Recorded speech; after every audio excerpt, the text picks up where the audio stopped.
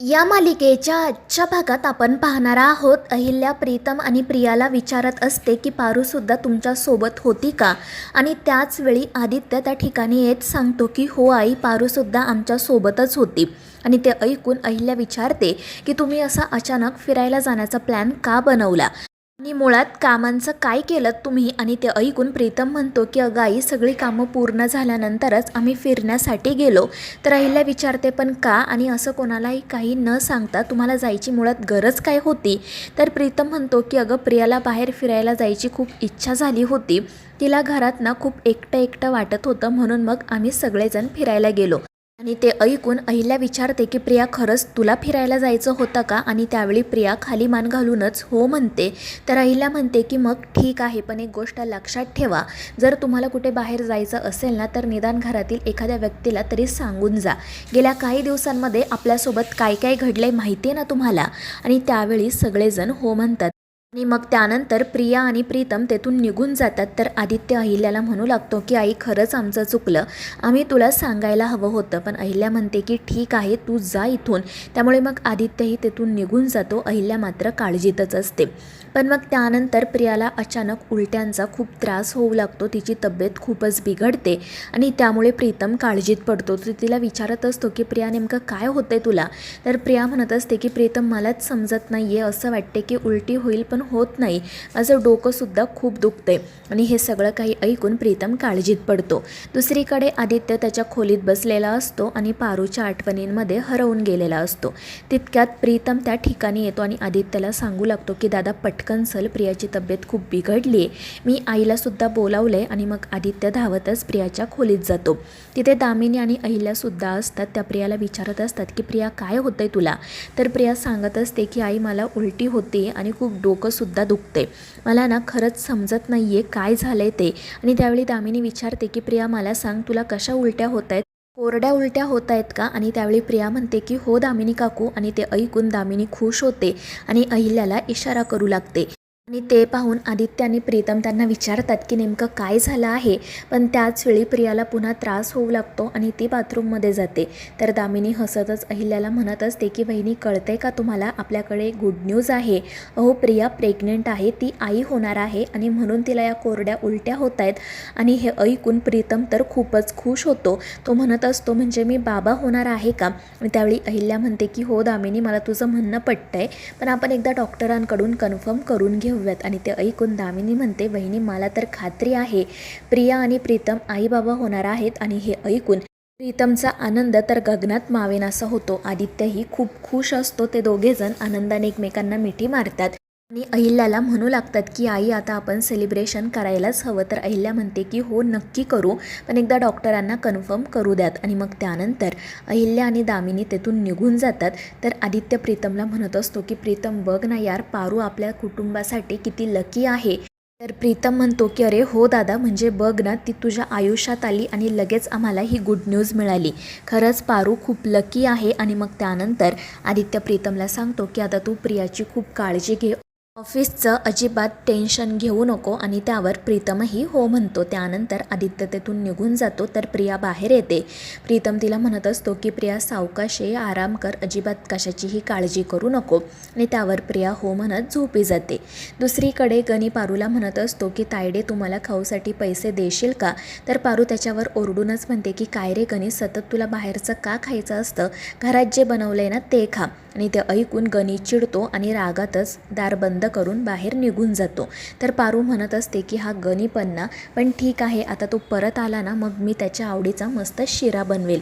आणि त्याच वेळी तिला बाहेरून कशाचा तरी आवाज येतो. बाहेर एका माणसाने पारूच्या घराची कडी लावलेली असते. पारू दरवाजा उघडायचा प्रयत्न करते, पण तिला दरवाजा काही उघडला जात नाही, त्यामुळे ती घाबरते. तर तो माणूस दुसरा तिसरा कोणी नसून तोच असतो ज्याच्या पारूने कानाखाली मारलेली असते. आणि तो चिडून म्हणत असतो की पारू, आता मी तुला सोडणार नाही. तर इकडे पारू खूप घाबरलेली असते, जोरजोरात दरवाजा वाजवत असते, विचारत असते की कोण आहे बाहेर, कोणी दरवाजा बंद केला. आणि त्याच वेळी वेळी दरवाजा उघडला जातो. बाहेर प्रीतम उभा असतो. तो विचारत असतो की काय ग पारू, काय झालं आणि दरवाजा कोणी लावला होता. तर पारू म्हणत असते की प्रीतम सर, कदाचित गनीनेच दरवाजा बंद केला असेल, तो मगाशी रागवून निघून गेला ना. आणि मग ती प्रीतमला विचारते की तुम्ही आत्ता इथे कशासाठी आलात, काही काम होतं का. आणि त्यावेळी प्रीतम गाणं गाऊ लागतो की कोणीतरी येणारं ग. आणि ते ऐकून पारू विचारते म्हणजे कोण येणार आहे आपल्याकडे, कोणी पाहुणे येणार आहेत का, त्यांच्यासाठी काही जेवण बनवायचं आहे का. आणि ते ऐकून प्रीतम डोक्यालाच हात लावतो. तो म्हणतो की पारू, तुला हे सोडून दुसरं काही सुचत नाही का ग. तर पारू विचारते की प्रीतम सर सांगा ना काय झालं आहे. आणि मग प्रीतम तिला सांगतो की अगं प्रिया प्रेग्नेंट आहे, ती आई होणार आहे आणि मी बाबा. आणि हे ऐकून पारूसुद्धा खूपच खुश होते.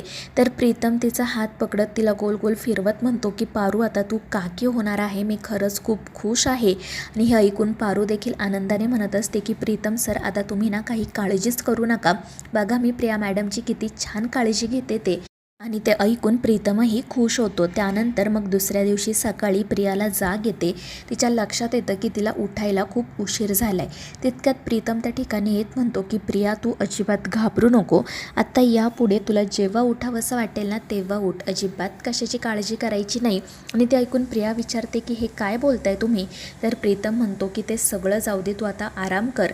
तर प्रिया म्हणत असते की मला कळत नाही आहे तुम्ही माझी इतकी काळजी का घेताय आणि ही सगळी माझी कामं तुम्ही का करताय. आणि त्यावेळी प्रीतम हसतच म्हणतो की मी माझ्या बायकोची नाही तर माझ्या होणाऱ्या बाळाच्या आईची काळजी घेतोय. आणि हे ऐकून प्रिया डोक्यालाच हात लावते. ती हसतच म्हणते की प्रीतम काय चाललंय तुमचं, आधी डॉक्टरांनी सांगू द्या तरी. तर प्रीतम म्हणत असतो की अगं प्रिया, मला खात्री आहे, मला माहिती आहे ना आपण आई बाबा होणार आहोत आणि मला तर ना छान मुलगीच हवी आहे. आणि मग तो तिच्या पोटावर हात ठेवून बाळासोबत बोलायलाही सुरुवात करतो.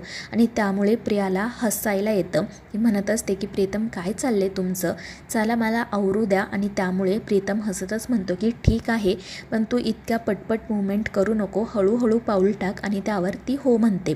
दुसरीकडे अहिल्याने डॉक्टरांना बोलावून घेतलेलं असतं. तर श्रीकांत म्हणत असतो की अहिल्या, या एका बातमीमुळे आपल्या घरात कसं आनंदाचं वारं वाहू लागलं आहे ना.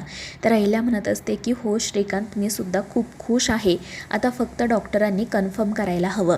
दुसरीकडे पारू तर प्रियासाठी चिंच, आवळे, बोरं हे सगळं काही घेऊन आलेली असते. ती खूप आनंदात असते. आणि मग त्यानंतर सिक्युरिटी गार्ड तिला विचारतात की काय गं पारू, तुला समोरच्या झाडावर सगळं भेटलं ना. आणि त्यावर ती हो म्हणते. त्यानंतर तिला अचानक काल घडलेला प्रकार आठवतो आणि ती त्यांना विचारते की काल आपल्याकडे दुसरं कोणी बाहेरचं आलं होतं का. तर ते सांगतात की नाही गं. आणि त्याचवेळी नेमकी ती मोनिका त्या ठिकाणी येते. तर पारू तिला म्हणते की मोनिका मॅडम, तुम्ही अगदी वेळेत आला आहात, आनंदाची बातमी आहे, तुम्ही पटकन घरात चाला. आणि मग ती मोनिकाला घेऊन घरी येते. दुसरीकडे प्रीतम तर खूपच एक्सायटेड असतो, काय करायचं आणि काय नाही असे प्रश्न त्याला पडलेले असतात. आणि मग तो सरळ खेळण्यांच्या दुकानात फोन करतो आणि त्यांना सांगतो की तुम्ही ना माझ्यासाठी खेळणी पाठवून द्या. तर ते लोक विचारतात की किती वर्षांच्या मुलासाठी की मुलीसाठी. तर प्रीतम हसतच म्हणतो की दोघांसाठीही पाठवून द्या. आणि ते ऐकून ते दुकानदार म्हणतो की तुम्ही ना 9 महिन्यांनंतर या. आणि ते ऐकून प्रीतम हसतच फोन ठेवून देतो. तो म्हणत असतो की माझं काय चाललंय ना मलाच कळत नाही. मग तो घरात येतो तर सगळेजण डॉक्टरांचीच वाट पाहत असतात. पारू त्या मोनिकालासुद्धा घेऊन आलेली असते.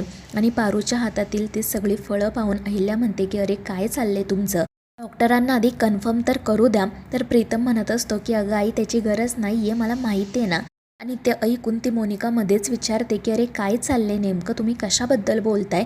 आणि त्यावेळी प्रीतम सरळ तिला सांगतो की प्रिया प्रेग्नेंट आहे, मी बाबा होणार आहे. आणि हे ऐकून अहिल्या म्हणते की प्रीतम काय चाललंय तुझं, असं तू सगळ्यांना सांगत बसू नको. पण प्रीतम काही ऐकतच नाही. त्यानंतर तो श्रीकांतकडे जातो आणि त्याची पाठ चेक करत म्हणतो की बाबा, तुमची पाठ एकदम मजबूत असायला हवी, कारण आता तुम्हाला घोडा खेळावं लागणार आहे. आणि हे ऐकून अहिल्या आणि श्रीकांत तर डोक्यालाच हात लावतात. आणि मग त्याच वेळी डॉक्टर त्या ठिकाणी येतात. अहिल्या त्यांना प्रियाकडे घेऊन जाते. आणि मग डॉक्टर प्रियाला व्यवस्थित चेक करतात. दुसरीकडे प्रीतमचं वेगळंच बोलणं सुरू असतं. तो श्रीकांतला म्हणत असतो की बाबा, मला ना तुमच्यासारखंच बाबा व्हायचं आहे, किंवा मग दादासारखं. तुम्ही दोघेजण खूप ग्रेट आहात, मलासुद्धा या जगातला ग्रेट बाबा व्हायचं आहे. आणि हे ऐकून त्या मोनिकाचा मात्र चेहराच पडतो. तितक्यात मग अहिल्या डॉक्टरांना घेऊन त्या ठिकाणी येते. प्रीतम खूप आनंदाने त्यांना विचारायला जातो की काय झालं डॉक्टर, गुड न्यूज आहे ना? पण डॉक्टर म्हणतात की नाही, तुम्ही समजताय तसं काही नाही आहे, त्यांना फूड पॉइझनिंग झाले, तुम्ही त्यांची काळजी घ्या. आणि हे ऐकून प्रीतमचा चेहराच पडतो. घरातील इतर सगळ्यांना देखील खूप वाईट वाटतं. पण मग श्रीकांत आणि अहिल्या प्रीतमला समजावतात आणि म्हणतात की काळजी करू नको, आता तू प्रियाची काळजी घे. त्यावर तो हो म्हणतो आणि तेथून निघून जातो. तर श्रीकांत अहिल्यालाही समजावतो, त्यामुळे ती म्हणते की ठीक आहे. आणि मग ते पुन्हा आपापल्या कामांना सुरुवात करतात. तर मित्रांनो, या मालिकेच्या पुढील भागांच्या अपडेटसाठी आपल्या चॅनेलला सबस्क्राईब करा.